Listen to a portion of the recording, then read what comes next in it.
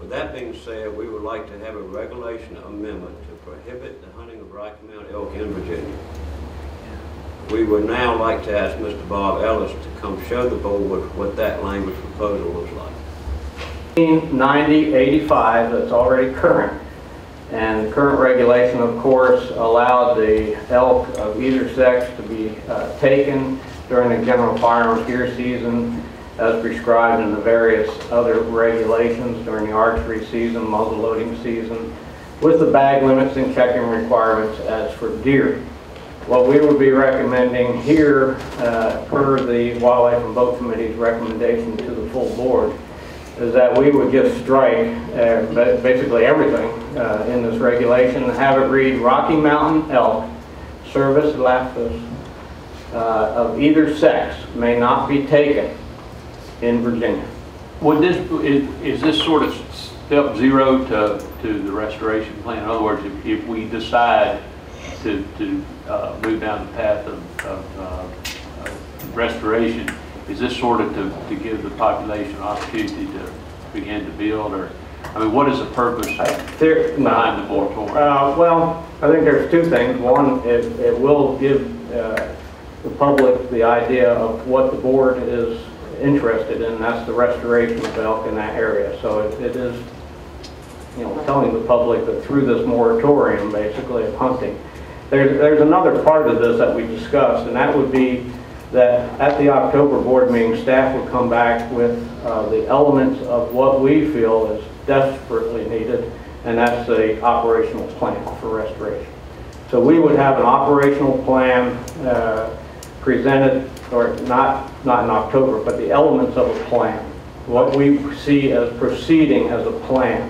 And then we talked about it at the Wildlife and Boat Committee that we would see that plan being developed over the winter and hopefully be presented to the board as a draft at your February board meeting, or whatever first board meeting of 2010. As a person who, historically, in years past, for different reasons that I won't go into, had taken a different position on this elk issue, I think it's important.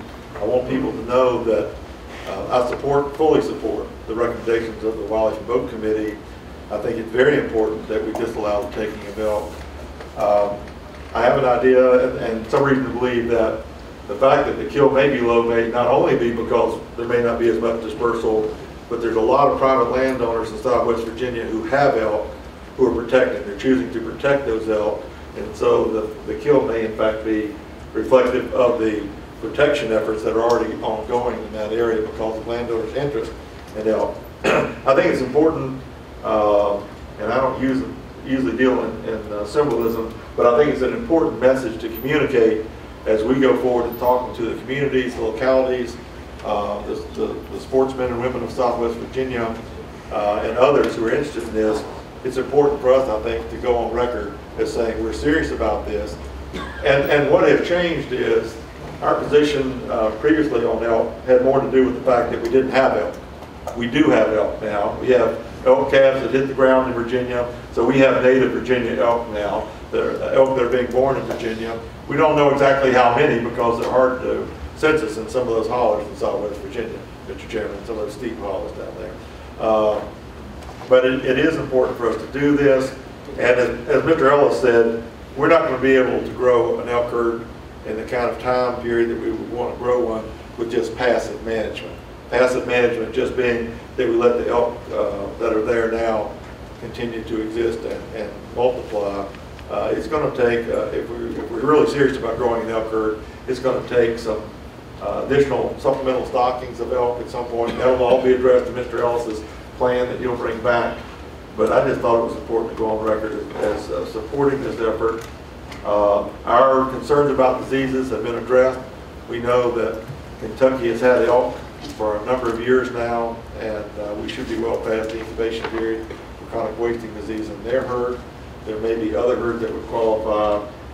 We have a lot of goodwill in the neighboring states, people who are willing to help us with different issues. So I think the time is right. We have elk. What we do with them now, I think, is an important opportunity, Mr. Chairman.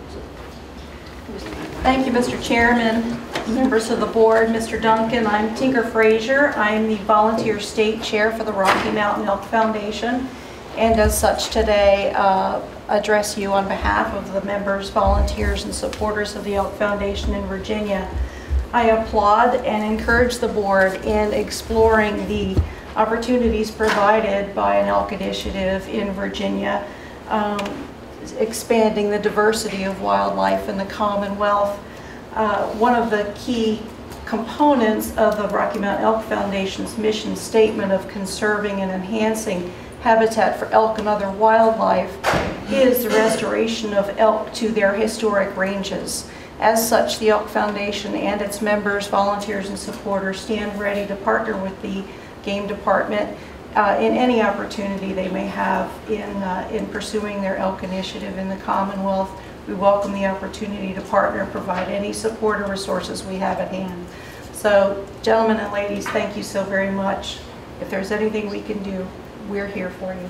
Thank you. Thank you very much. We greatly appreciate your presence and your kind motion. Did you have a motion, Bob? Mr. Chairman, I hereby move that the board propose the recommended regulation amendment to prohibit elk hunting in Virginia. Second. Motion and second. Any other comments? All in favor, let it be known, saying aye. Aye. Opposed, same. Ayes have it. Motion passed. I personally believe that this is an opportunity for this organization and our staff to move forward with the reintroduction of elk, and to not do it unless there's some really good reason, I think would be just unthinkable. And I'm saying that from being a traveling wing shooter. I don't do big game hunting, but it just appears to me, if you look at the mission statement of this organization, for us to not take advantage of this opportunity, recognizing the success that we've had in Kentucky and recognizing the partnership potential with the Rocky Mountain Elk Foundation, is, I think it would just not make good sense for us not to move forward unless for some reason the localities in the Southwest Virginia Coalfield region would not favor such a reintroduction. Being from that area, born, raised, worked there all my life, and maintain a residence there. I know a lot of folks there.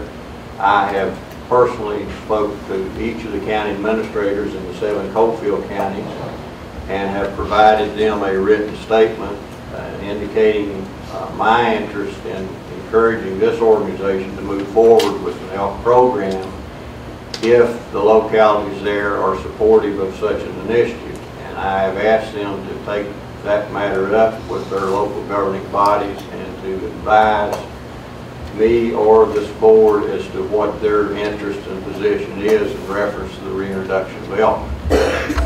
So I anticipate we will be hearing from those localities perhaps by the next board meeting day. But I appreciate the good work of the Wildlife Boat Committee as well as the staff, and I think this could be a historic day for this organization in the Commonwealth of Virginia. Thank you, Mr. Burke. That's good work. All right, moving forward.